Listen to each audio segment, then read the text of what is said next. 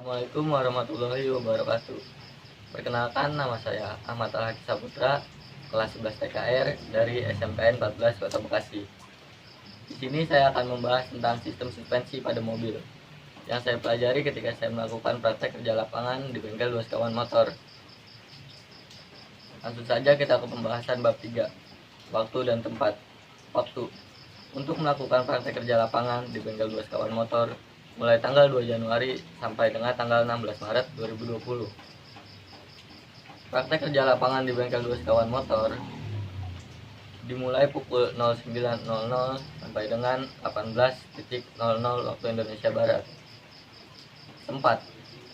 Tepatnya dipergunakan untuk pelaksanaan praktek kerja lapangan, yaitu di bengkel 2 sekawan motor. Lokasi tepatnya di Jalan Winangbung, Depok, Jawa Barat. 3.2 Kompetensi yang dicapai. Kompetensi yang dicapai yaitu sistem suspensi.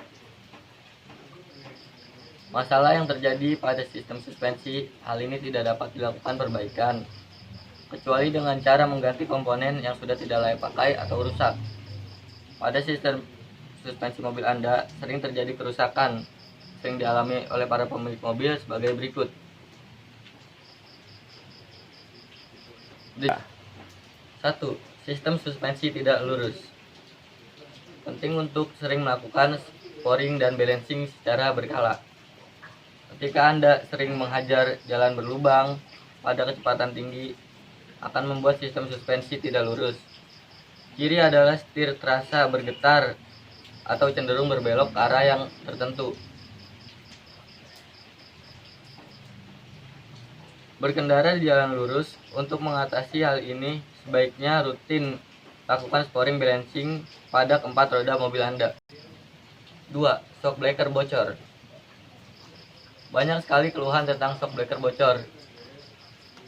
Kerusakan suspensi yang sering dialami lainnya adalah shock breaker bocor. Keluhan ini biasanya menimpa pemilik mobil yang masih menggunakan shock tipe oli. Jika oli ini biasanya merembes keluar atau mengalami kebocoran, maka suspensi akan terasa lebih keras dari biasanya.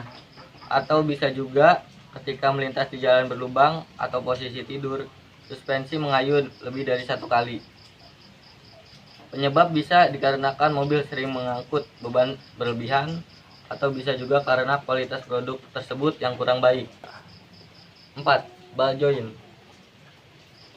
Ball joint yang rusak bisa membuat bunyi-bunyi yang mengganggu.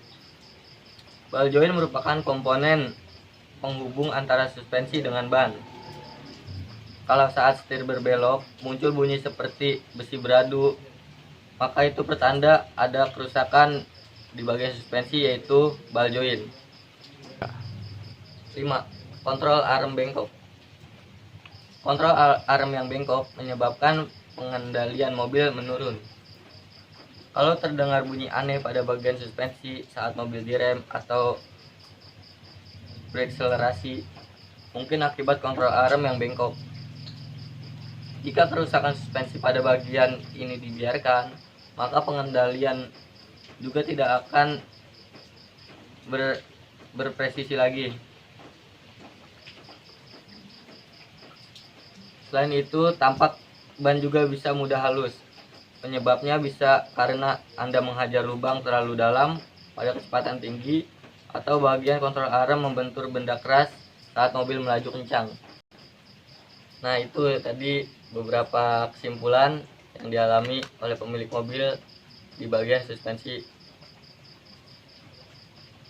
Dan ini manfaat yang saya dapatkan dari praktek kerja lapangan. Banyak sekali pengalaman dari pembelajaran yang saya dapatkan, salah satunya yaitu pengalaman dalam bekerja. Di era globalisasi ini, persaingan dalam mencari pekerjaan sudah semakin sengit, sehingga peluang untuk mendapatkan pekerjaan semakin kecil.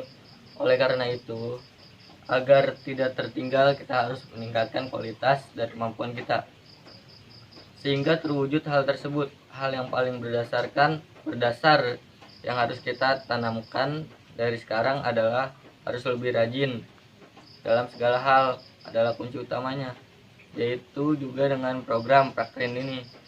sebagai program untuk mengasah dan evaluasi sampai sejauh mana kemampuan kita. Kita lanjut ke bab 4, yaitu penutup. 4.1. Pertama, kesimpulan. Kesimpulan yang saya dapat ambil dari praktek kerja lapangan di bengkel 2 sekawan motor selama 2 bulan 16 hari, saya mendapat banyak pengalaman baru, terutama dalam bidang otomotif dan dunia kerja yang sesungguhnya. Dan saya juga dapat memetik beberapa ilmu yang diajarkan di bengkel 2 sekawan motor. Contohnya, saya dapat memetik sedikit ilmu otomotif tentang bagian suspensi yang di sekolah saya kurang memahaminya. 4.2. Saran. Dengan selesainya pelaksanaan praktek kerja lapangan dan berdasarkan uraian di atas, saya dengan rendah hati memberanikan diri untuk memberi beberapa saran untuk sekolah yang semoga bisa bermanfaat untuk kedepannya.